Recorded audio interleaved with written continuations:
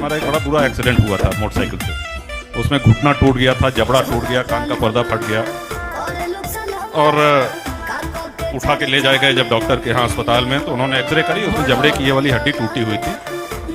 उन्होंने कहा कि जब अभी इसमें ऑपरेशन करके तार यहाँ पे दोनों तरफ छेद करके डालना पड़ेगा और तार से कसना पड़ेगा। जब घर पहुंचे तो पिताजी ने कहा कि चौराहा सरकार उस समय मई चौराहा देवरिया में गिरा जी। और जब चले तो रास्ते में सोचते हुए बड़े निश्चित थे कि सरकार के सामने जाके अपना कष्ट कहेंगे, मुंह नहीं खुल पा रहा था, लिक्विड डाइट पे थे। सरकार का दर्शन हुआ, बचवा कह के हमको सदैव संबोधित किया उन्होंने।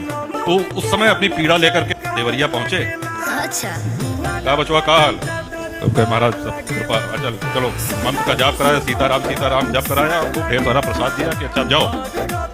अब तब तक हमारे दिमाग में नहीं आया कि हम अपनी पीड़ा अपनी वेदना कैसे, अब वहाँ गाड़ी में बैठे गाड़ी 2-3-4 किलोमीटर आगे चल दी, तब हमारे दिमाग में आ रहा है हमारी कितनी बड़ी मूर्खता है, हम अपनी पीड़ा भी नहीं कह सके। तो गाड़ी मोड़ के चले या तो अम्मा ने कहा उस समय कि मोड़ के चलने की आवश्यकता नहीं है, पीड़ा कहने की, वो बिना कहे सब समझते हैं।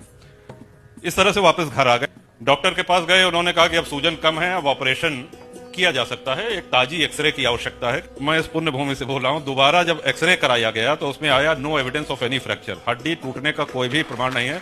दोनों एक्सरे आज भी हमारे पास मौजूद है। सरकार ने कभी अपनी शक्तियों का प्रदर्शन नहीं किया।